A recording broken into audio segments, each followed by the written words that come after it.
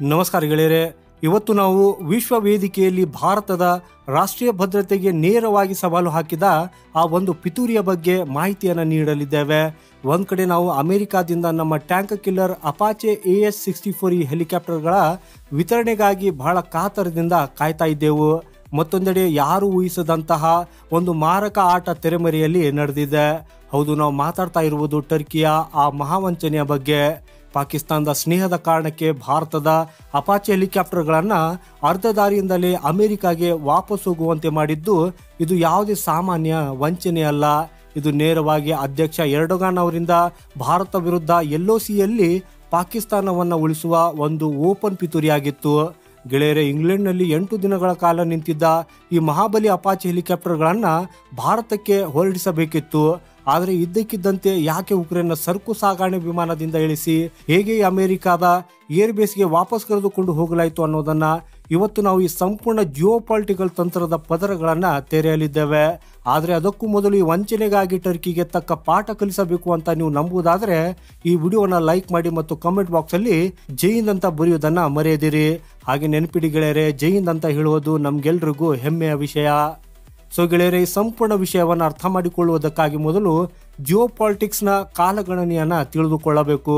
ಭಾರತ 600 ಮಿಲಿಯನ್ಗಿಂತಲೂ ಹೆಚ್ಚು ಡಾಲರ್ನ ಒಪ್ಪಂದದಡಿಯಲ್ಲಿ ಅಮೆರಿಕಾದ ಬೋಯಿಂಗ್ ಕಂಪನಿಯಿಂದ 6 ಅಪಾಚೆ AH-64 ಅಟ್ಯಾಕಿಂಗ್ ಹೆಲಿಕಾಪ್ಟರ್ಗಳನ್ನು ಖರೀದಿಸಿತ್ತು. ಇವುಗಳನ್ನೇ ಫ್ಲೈಯಿಂಗ್ ಟ್ಯಾಂಕ್ ಅಂತಾನೂ ಕರೆಯಲಾಗ್ತದೆ. ಇವು ಪಾಕಿಸ್ತಾನ ಮತ್ತು ಚೀನಾದ ಟ್ಯಾಂಕುಗಳು, ಶಸ್ತ್ರಸಜ್ಜಿತ ವಾಹನಗಳು ಮತ್ತು ಮಿಲಿಟರಿ ನೆಲೆಗಳಿಗೆ ಕ್ಷಣಾರ್ಧದಲ್ಲಿ ಸಾವಿನ ದೂತರಾಗಬಲ್ಲವು. ಈ ಹೆಲಿಕಾಪ್ಟರ್ಗಳು ಮೇ-ಜೂನ್ 2024 ಭಾರತೀಯ ಸೇನೆಗೆ ತಲುಪಬೇಕಿತ್ತು. ಆದ್ರೆ ಮೊದಲು ಈ ಅಮೆರಿಕಾವು ಇಲ್ಲಿ ಸಪ್ಲೈ ಚೈನ್ನ ಸಮಸ್ಯೆಯ ನೆಪ ಹೇಳಿತ್ತು. ಆನಂತರ ಏನಾಯ್ತು ಅನ್ನೋದು ಅದು ನೇರವಾಗಿ ಬೆನ್ನಿಗೆ ಚೂರಿ ಹಾಕಿದಂತಿತ್ತು. ಸೊ ಈಗ ಈ ಅನಿರೀಕ್ಷಿತ ವಾಪಸಾತಿಯ ಕಥೆಯ ಬಗ್ಗೆ ಹೇಳೋದಾದ್ರೆ, ಸೊ ನೋಡಿ ಗೆಳೆಯರೆ, ಭಾರತೀಯ ಸೇನೆಗಾಗಿ ತಯಾರಾಗಿದ್ದ ಈ 3 ಅತ್ಯಾಧುನಿಕ ಅಪಾಚೆ ಹೆಲಿಕಾಪ್ಟರ್ಗಳು ಅಮೆರಿಕಾದ ಅರಿಜೋನಾದಿಂದ ಒಂದು ದೊಡ್ಡ ಉಕ್ರೇನಿಯನ್ ಸರಕು ಸಾಗಣೆ ವಿಮಾನದಲ್ಲಿ ಹೊರಟಿದ್ದವು. ಹಾಗೆಯೇ ಈ ವಿಮಾನವು UKಯ ಈಸ್ಟ್ ಮಿಡ್ಲ್ಯಾಂಡ್ನ ವಿಮಾನ ನಿಲ್ದಾಣಕ್ಕೆ ತಲುಪಿದ್ದು ಅಲ್ಲಿ 8 ದಿನಗಳ ಕಾಲ ಅವರ ನೆಲದ ಮೇಲೆಯೇ ನಿಂತಿತ್ತು. ಸೊ ಈ 8 ದಿನಗಳ ನಿಲುಗಡೆಯೇ ಈ ಮಹಾಪಿತೂರಿಯ ದೊಡ್ಡ ಕೊಂಡಿಯಾಗಿದೆ. ಯಾಕಂದ್ರೆ ಅದು ಭಾರತದ ಕಡೆಗೆ ತನ್ನ ಮುಂದಿನ ಪ್ರಯಾಣವನ್ನ ಮುಂದುವರಿಸಬೇಕಾಗಿದ್ದಾಗ ಇದ್ದಕ್ಕಿದ್ದಂತೆ ರಹಸ್ಯಮಯ ರೀತಿಯಲ್ಲಿ ಅದನ್ನು ಅಮೆರಿಕಾದ ಮೀಸಾ ಏರ್ಬೇಸ್ಗೆ ಮರಳುವಂತೆ ಮಾಡಲಾಯಿತು. ಅಲ್ಲಿಗೆ ತಲುಪಿದ ನಂತರ ಅಪಾಚೆ ಹೆಲಿಕಾಪ್ಟರ್ಗಳನ್ನು ವಿಮಾನದಿಂದ ಇಳಿಸಿ ಅಮೆರಿಕಾದ ಹ್ಯಾಂಗರ್ನಲ್ಲಿ ನಿಲ್ಲಿಸಲಾಗಿದೆ. ಸೊ ಈ ವಿತರಣೆಯನ್ನ ಯಾರು ತಡೆದರು ಅನ್ನೋ ಪ್ರಶ್ನೆ ಈಗ ಎದ್ದಿದೆ. ಗೆಳೆಯರೆ, ಈಗ ಲಭ್ಯವಾಗ್ತಾ ಇರುವ ವಿಶ್ವಾಸಾರ್ಹ ವರದಿಗಳು ನೇರವಾಗಿ ಟರ್ಕಿ ಅಧ್ಯಕ್ಷ ಎರ್ಡೋಗಾನ್ ಕಡೆಗೆ ಬೆರಳು ಮಾಡಿ ತೋರಿಸುತ್ತಿವೆ. ಈ ಇಡೀ ಮಾರ್ಗದಲ್ಲಿ ಅತಿ ದೊಡ್ಡ ಅಡಚಣೆಯನ್ನು ಉಂಟು ಮಾಡಿದ್ದು ಈ ಟರ್ಕಿ. ಯಾಕಂದ್ರೆ ಈ ಟರ್ಕಿ ಸ್ಪಷ್ಟವಾಗಿ ಅಪಾಚೆ ಹೆಲಿಕಾಪ್ಟರ್ಗಳನ್ನು ಸಾಗಿಸುತ್ತಿದ್ದ ಈ ಸಾರಿಗೆ ವಿಮಾನಕ್ಕೆ ತನ್ನ ವಾಯು ಪ್ರದೇಶದ ಮೂಲಕ ಹಾದು ಹೋಗುವುದಕ್ಕಾಗಿ ಅನುಮತಿಯನ್ನು ನೀಡುವುದಕ್ಕಾಗಿ ನಿರಾಕರಿಸಿತ್ತು. ಟರ್ಕಿಯ ಈ ತೆರೆದ ವಿಧ್ವಂಸಕ ಕೃತ್ಯ ಪಾಕಿಸ್ತಾನದೊಂದಿಗಿನ ಅದರ ಗಾಢ ಸ್ನೇಹವನ್ನ ಮತ್ತು ಭಾರತ ವಿರೋಧಿ ನಿಲುವಿನ ನೇರ ಫಲಿತಾಂಶವಾಗಿದೆ. ಗೆಳೆಯರೆ, ಎರ್ಡೋಗಾನ್ ದೀರ್ಘಕಾಲದಿಂದ ಕಾಶ್ಮೀರ್ ವಿಷಯದಲ್ಲಿ ಪಾಕಿಸ್ತಾನವನ್ನ ಬಹಿರಂಗವಾಗಿ ಬೆಂಬಲಿಸುತ್ತಿದ್ದಾರೆ ಅನ್ನೋದು ನಮ್ಗೆಲ್ರಿಗೂ ಗೊತ್ತೇ ಇದೆ.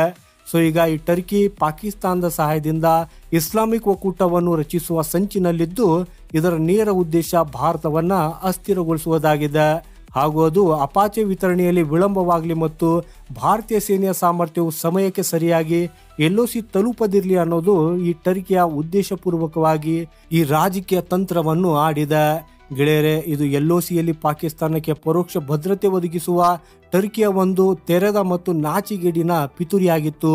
ಹಾಗೂ ಈ ಘಟನೆ ಜಾಗತಿಕ ಶಸ್ತ್ರಾಸ್ತ್ರ ಮಾರುಕಟ್ಟೆಯಲ್ಲಿ ಅಮೆರಿಕಾದ ನಿರ್ಲಕ್ಷ್ಯ ಮತ್ತು ರಾಜತಾಂತ್ರಿಕ ದೌರ್ಬಲ್ಯವನ್ನು ಕೂಡ ತೋರಿಸುತ್ತದೆ.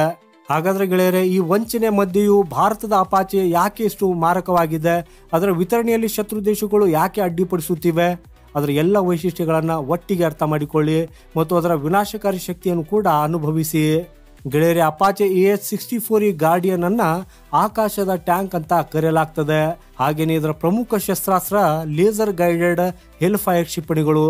ಇವುಗಳನ್ನು ಇದು ಟ್ಯಾಂಕ್ ಕಿಲ್ಲರ್ ಅನ್ನಾಗಿ ಮಾಡುತ್ತವೆ. ಈ ಕ್ಷಿಪಣಿಗಳು 10 ಕಿಲೋಮೀಟರ್ ವ್ಯಾಪ್ತಿಯವರೆಗೆ ಶತ್ರುಗಳ ಅತ್ಯಂತ ಬಲಿಷ್ಠ ಟ್ಯಾಂಕುಗಳನ್ನು ಕೂಡ ಕ್ಷಣಾರ್ಧದಲ್ಲಿ ನಾಶ ಮಾಡಬಲ್ಲವು.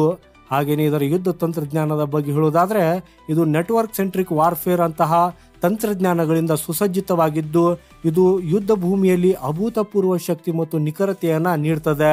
ಇದು ಒಂದೇ ಬಾರಿಗೆ 16 ಗುರಿಗಳನ್ನ ನಾಶ ಮಾಡಬಲ್ಲ ಸಾಮರ್ಥ್ಯವನ್ನ ಹೊಂದಿದೆ. ರಾತ್ರಿ ಕಾರ್ಯಾಚರಣೆಯ ಬಗ್ಗೆ ಹೇಳುವುದಾದ್ರೆ ಇದು ಅಡ್ವಾನ್ಸ್ಡ್ ನೈಟ್ ವಿಷನ್ ಸಿಸ್ಟಮ್ ಮತ್ತು ಎಲ್ಲಾ ಹವಾಮಾನದಲ್ಲಿ ಗುರಿ ಸಾಧಿಸುವ ಸಾಮರ್ಥ್ಯವನ್ನ ಹೊಂದಿದೆ. ಇದರಲ್ಲಿ ಅಳವಡಿಸಲಾಗಿರುವ 30 mm ಚೈನ್ ಗನ್ ಪ್ರತಿ ನಿಮಿಷಕ್ಕೆ 600 ಸುತ್ತುಗಳನ್ನು ಹಾರಿಸಲಿದ್ದು ಇದು ಶತ್ರು ಸೈನಿಕರಿಗೆ ಯಮಸ್ವರೂಪ. ಹಾಗೂ ಇದು 480 ಕಿಲೋಮೀಟರ್ ವ್ಯಾಪ್ತಿಯ ದೂರದವರೆಗೆ ತನ್ನ ಶತ್ರುಗಳನ್ನ ಗುರಿಯಾಗಿಸುವ ಸಾಮರ್ಥ್ಯವನ್ನು ಹೊಂದಿದ್ದು ಈ ಹೆಲಿಕಾಪ್ಟರ್ ಪಾಕಿಸ್ತಾನ ಗಡಿಯಲ್ಲಿ ಯಾವುದೇ ಪಾಕಿಸ್ತಾನಿ ಟ್ಯಾಂಕ್ ಅಥವಾ ಶಸ್ತ್ರಸಜ್ಜಿತ ನೆಲೆಗೆ ನಿರ್ದಿಷ್ಟ ಸಾವಿನ ದೂತನಾಗಬಲ್ಲದು. ಅಪಾಚೆ ನಿಯೋಜನೆಯ ನಂತರ ಪಾಕಿಸ್ತಾನದ ಗಡಿಯಲ್ಲಿ ತಲೆ ಎತ್ತುವುದಕ್ಕೆ ಸಾಧ್ಯವಿಲ್ಲ ಅನ್ನೋದು ಈ ಪಾಕಿಸ್ತಾನಕ್ಕೆ ಗೊತ್ತಿದೆ. ಸೊ ಇದೇ ಕಾರಣಕ್ಕೆ ಎರ್ಡೋಗನ್ ಈ ವಂಚನೆಯನ್ನ ಮಾಡಿದ್ದಾರೆ.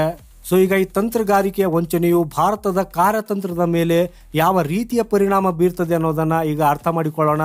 ಗೆಳೆಯರೆ, ಇದು ಅಮೆರಿಕಾದೊಂದಿಗಿನ ರಕ್ಷಣಾ ಒಪ್ಪಂದಗಳು ರಾಜಕೀಯ ಮತ್ತು ಜಿಯೋಪಾಲಿಟಿಕ್ಸ್ ಒತ್ತಡಗಳಿಂದ ಮುಕ್ತವಾಗಿಲ್ಲ ಅನ್ನೋದು ಸ್ಪಷ್ಟವಾಗಿ ತೋರಿಸುತ್ತದೆ.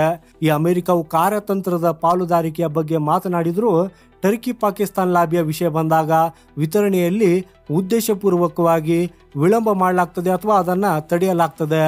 ಇದು ಭಾರತಕ್ಕೆ ಒಂದು ಕಠಿಣ ಪಾಠ. ಸೊ ನಮ್ಮ ರಕ್ಷಣಾ ಅಗತ್ಯಗಳಿಗಾಗಿ ನಾವು ಯಾರನ್ನ ಅವಲಂಬಿಸಿರಬಾರದು. ಇದು ಭಾರತವನ್ನ ಸ್ವದೇಶಿ ಆಯ್ಕೆಗಳ ಕಡೆಗೆ ಮತ್ತಷ್ಟು ವೇಗವಾಗಿ ಕೆಲಸ ಮಾಡುವುದಕ್ಕಾಗಿ ಪ್ರೇರೇಪಿಸುತ್ತದೆ. ಗೆಳೆಯರೆ, ಪಾಕಿಸ್ತಾನದ ಸ್ನೇಹದಲ್ಲಿ ಟರ್ಕಿ ಎಷ್ಟು ಮುಂದೆ ಹೋಗಿದೆ ಅನ್ನೋದು ಇದು ತೋರಿಸುತ್ತದೆ. ಟರ್ಕಿ ನೇರವಾಗಿ ನ್ಯಾಟೋ ನಿಯಮಗಳನ್ನು ಉಲ್ಲಂಘಿಸಿ ಮಿತ್ರ ರಾಷ್ಟ್ರದ ವಿತರಣೆಗೆ ಅಡ್ಡಿಪಡಿಸಿದೆ ಹಾಗೂ ಇದು ಅಂತಾರಾಷ್ಟ್ರೀಯ ರಾಜತಾಂತ್ರಿಕತೆಯಲ್ಲಿ ಕ್ಷಮಿಸಲಾಗದ ಅಪರಾಧ. ಭಾರತವು ಈಗ ಟರ್ಕಿಯ ವಿರುದ್ಧ ಕಠಿಣ ರಾಜತಾಂತ್ರಿಕ ಮತ್ತು ಆರ್ಥಿಕ ಕ್ರಮಗಳನ್ನು ತೆಗೆದುಕೊಳ್ಳಬೇಕು ಹಾಗೂ ಎರ್ಡೋಗಾನ್ನ ನಿಜವಾದ ಪಾಕಿಸ್ತಾನ ಪರ ಮುಖವನ್ನ ಜಗತ್ತಿಗೆ ತೋರಿಸಬೇಕು. ಸೊ ಕೊನೆಯದಾಗಿ ಹೇಳೋದಾದ್ರೆ ಗೆಳೆಯರೆ, ಈ ವಿಳಂಬದ ಹೊರತಾಗಿಯೂ ಈ ಅಪಾಚೆಗಳು ಜೋಧ್ಪುರ್ ಮತ್ತು ಪಶ್ಚಿಮ ಗಡಿಯಲ್ಲಿ ನಿಯೋಜನೆಗೊಂಡಾಗ ಭಾರತೀಯ ಸೇನೆಗೆ ಶತ್ರುಗಳು ಊಹಿಸದಂತಹ ಕಾರ್ಯತಂತ್ರದ ಪ್ರಯೋಜನ ಸಿಗುತ್ತದೆ. ಇದು ನಮ್ಮ ಏವಿಯೇಷನ್ ಸ್ಕ್ವಾಡ್ರನ್ ಅನ್ನ ಸಂಪೂರ್ಣವಾಗಿ ಕಾರ್ಯಾಚರಣೆಗೆ ಸಿದ್ಧಗೊಳಿಸುತ್ತದೆ. ಇದರಿಂದ ಶತ್ರುಗಳು ಯಾವುದೇ ಟ್ಯಾಂಕ್ ಅಥವಾ ಒಳನುಸುಳುವಿಕೆಯ ಪ್ರಯತ್ನವನ್ನು ಕೆಲವೇ ಸೆಕೆಂಡುಗಳಲ್ಲಿ ವಿಫಲಗೊಳಿಸಬಹುದು. ಇದು ಅಮೆರಿಕವು ವಿತರಣೆಯಲ್ಲಿ ಈಗಾಗಲೇ 15 ತಿಂಗಳ ವಿಳಂಬ ಮಾಡಿದ್ದ ಮತ್ತು ಟರ್ಕಿ ಅಧ್ಯಕ್ಷ ಎರ್ಡೋಗಾನ್ ಪಾಕಿಸ್ತಾನದ ಸ್ನೇಹದಲ್ಲಿ ತಮ್ಮ ನಿಜವಾದ ಬಣ್ಣವನ್ನ ತೋರಿಸಿದ ಜಿಯೋಪಾಲಿಟಿಕಲ್ ಡ್ರಾಮಾ ಆಗಿದೆ. ಈ ಪಿತೂರಿಯಿಂದ ಭಾರತೀಯ ಸೇನೆಯ ಶಕ್ತಿ ದುರ್ಬಲಗೊಳ್ಳುತ್ತದೆ ಅಂತ ಅವರು ಭಾವಿಸಿದ್ರು. ಆದರೆ ಅಪಾಚೆ ವಿಳಂಬವಾಗಿ ಬಂದರೂ ಅದು LOC ಮೇಲೆ ಇಳಿದಾಗ ಪಾಕಿಸ್ತಾನ ನಡಕ್ತದೆ ಅನ್ನೋದು ಅವರು ಅರ್ಥ ಮಾಡಿಕೊಳ್ಳಬೇಕು. ಹಾಗೂ ಈ ಘಟನೆ ಭಾರತಕ್ಕೆ ಒಂದು ಸ್ಪಷ್ಟ ಸಂಕೇತವನ್ನ ನೀಡ್ತದೆ.